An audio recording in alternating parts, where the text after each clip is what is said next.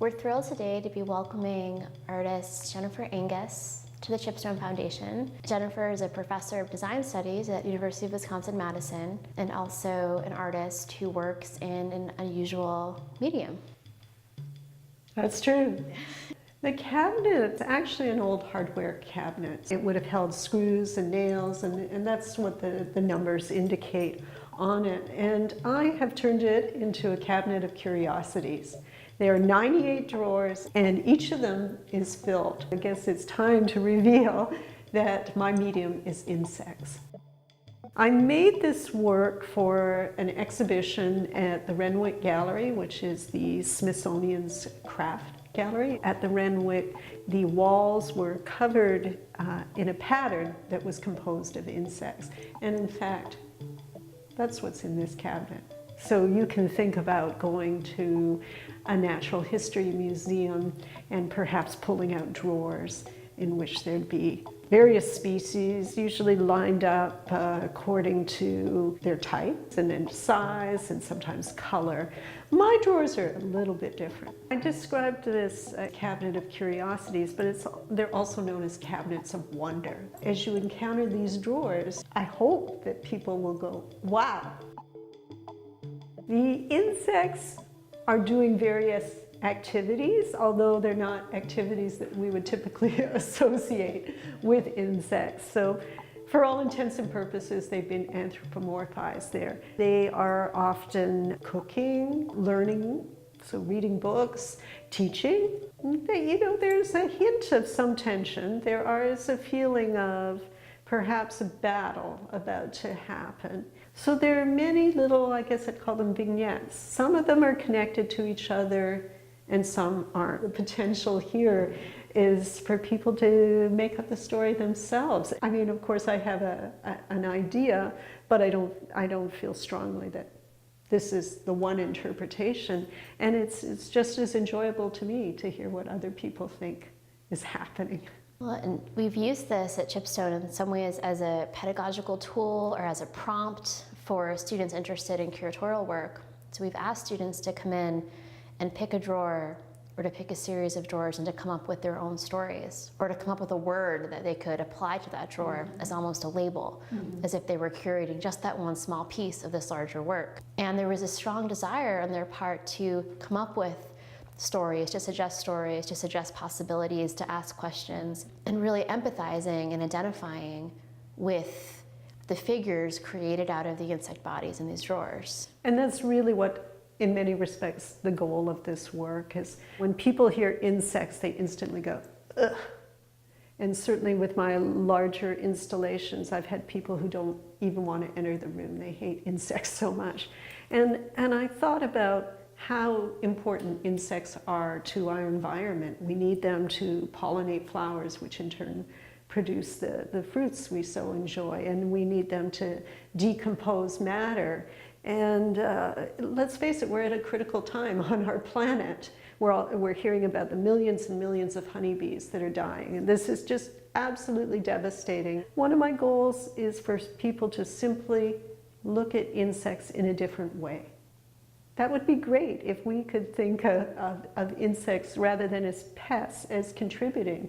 And that brings up something about what they're doing in the drawers. They're often learning or teaching. They often are doing textile activities. And that's very intentional on my part. I've thought a lot about specifically bees and ants and how they have this perfect society in which every member has a role, and as a result they can be really industrious. So I thought about that industry, and then I thought about our world and the Industrial Revolution, and what's the first area that got mechanized was the textile industries. And then sort of the in-joke is that I teach textile design at Madison. And of course, I'm a professor, so that's in part why they're teaching and reading books and things like that. And that also, in addition to that autobiographical part, allows you to so successfully leverage these metaphors that we so often apply to insects. We're just thinking of them as these beings, as you say, who are so industrious. Well, if they're so industrious, why do we want to destroy them all the time? Exactly. Can't we value what they're doing? Well, and I sometimes think, you know, who was here first, really. We complain about insects, but I'm sure that if they could speak, they'd be complaining about us and the things that we do that impact them. Unfortunately, they aren't speaking, so that's kind of left to people like me, I guess, to try and be the voice. So the walls in this room are really an incredible magenta color. And that color is actually from an insect colorant. The insect is called cochineal. There is a drawer that has the cochineal insect, and they're about the size of seed beads. They are from Latin America, grown on nopal cactus. It's just the females that produce the color. So if you take those dried insects and you grind them up, you can make this fantastic red color. So it's probably in a lot more places than people have really thought about. And then the honey, of course, an obvious insect product. And I think that brings up something that relationship between man and insects is one of tension.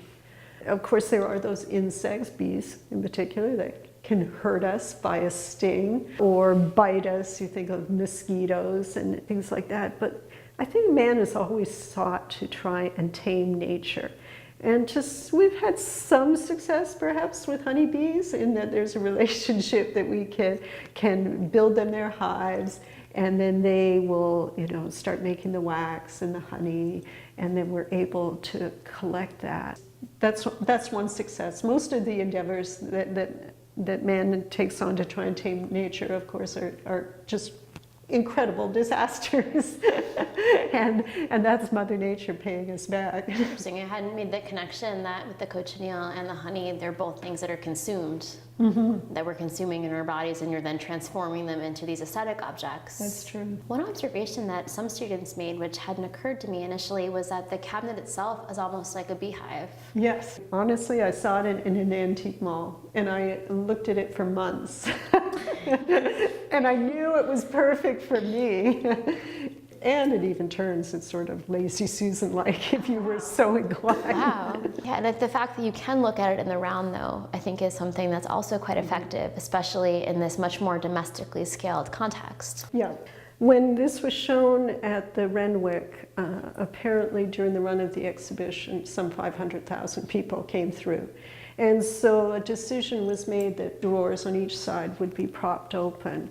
And that's understandable, just the wear and tear would be tremendous on this. So it's wonderful to have it in this location where people can really engage with it, because it made me sad to have filled 98 drawers and to have perhaps a quarter of them open, and there were so many secrets there to be found.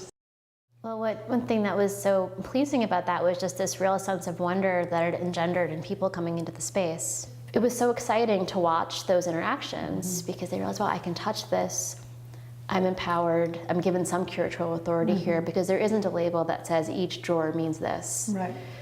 And I think that's very powerful, that they have this authority to come up with their own stories. I think if you're imaginative, it's powerful. A pretty common question I get asked are the insects real?